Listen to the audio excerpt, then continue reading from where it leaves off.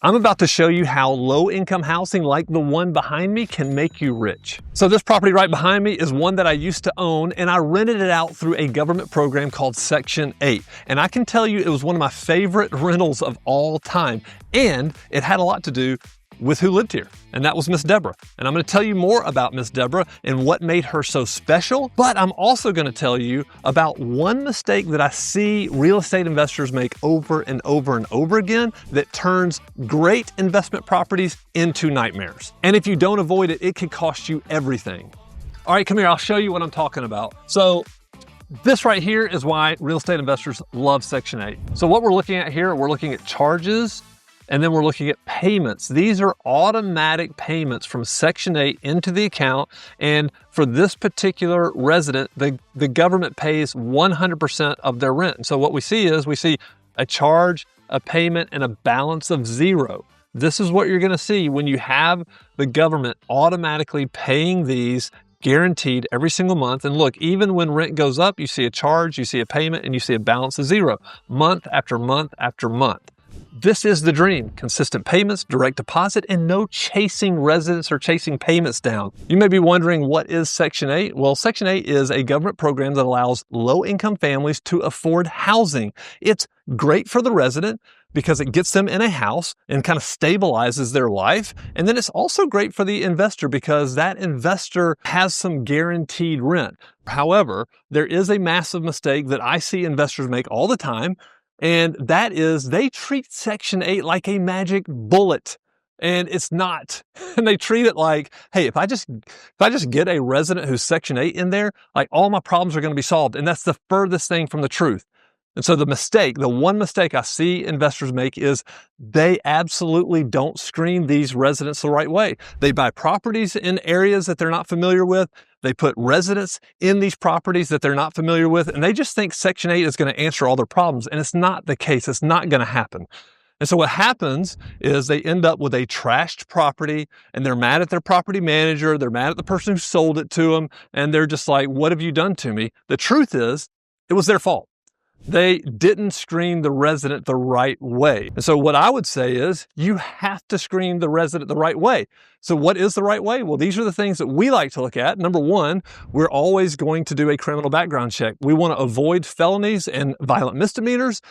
We're also going to do an eviction check. We're also going to do a credit check, even though credit's kind of iffy, especially if they're on Section 8.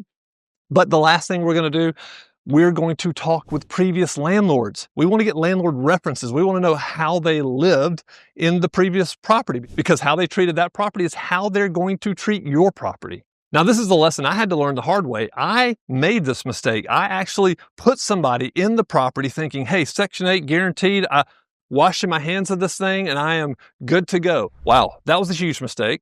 This resident ended up tearing up my house. They had to leave. I had to spend thousands of dollars to fix the property back up. And this is why the story of Miss Deborah is so very important. So what made Miss Deborah such an incredible Section 8 resident? I think there are two things. Number one, she was a great person. She took care of the house. She was very conscientious about how the house looked. Anytime I was in the house, it was well kept, well taken care of. And then also, anytime that she noticed something that was wrong in the house, she would let me know, just as a courtesy. And what every investor learns is these small things can turn into big problems over time if you don't take care of them. So I really appreciated that because it gave me the opportunity to go and fix something before it became a more expensive and just a real big problem. So that was one thing. The second thing that made her such a fantastic resident is that actually over the course of her being on Section 8, at the very beginning, she was paying very little. She was paying like 5% of the rent. And Section 8 was paying 95% of the rent. But over the years, what happened, she actually got a job at a local daycare in her area, and she started earning an income. And every year she reported that income to Section 8. And so what they started doing was adjusting subsidy they were giving her. And so the Section 8 portion decreased, her portion increased, but she always paid. And this was just indicative more of who she was as a person. But really what I love is that this is the way Section 8 is supposed to work. The Section 8 program is supposed to wean somebody off of it as they get back on their feet, as they earn an income, as they're able to take care of their family. And that's ultimately what it's supposed to be. And that was the beautiful picture. So at the very end of our time together, with her being my resident, me being her landlord, I believe that she was paying 95% and Section 8 was paying about 5%. So it was just a perfect picture of having the right person treat the system the way it should be treated. The good news is there are more Miss Deborahs out there. There are more fantastic residents on the Section 8 housing program who are looking for great landlords. The truth is that most landlords, when they think about Section 8, they are not thinking about screening the right way. They're not thinking about finding the best person. They are always thinking about how fast can I get somebody in my property? How fast can I start getting this guaranteed rent direct deposited into my account? But you shouldn't think that way. You really need to understand two things: the area that you're buying in and the person you're putting in this property. And so anytime I talk to investors, I'm always telling them, be very careful. If you want to put a Section 8 resident in there, make sure you're screening the same way you would for a private paid resident. Don't shortcut the process. That's why when I learned my lesson, I started screening every resident the same. It didn't matter if they were Section 8 or non-Section 8. I wanted everybody to go through the exact same process. And here's the truth that nobody really wants to admit. Section 8 is not the problem. Your screening process is the problem. If you're not doing everything you can to make sure you find the right person for your property, well, then that's on you. That's not on Section 8, and that's not on the person that you actually put in the property.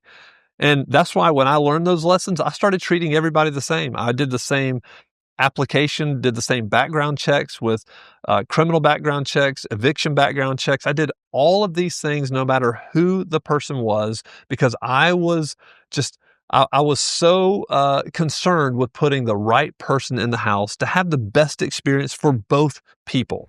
I've had residents who were incredible. They took better care of the place than I take care of my place.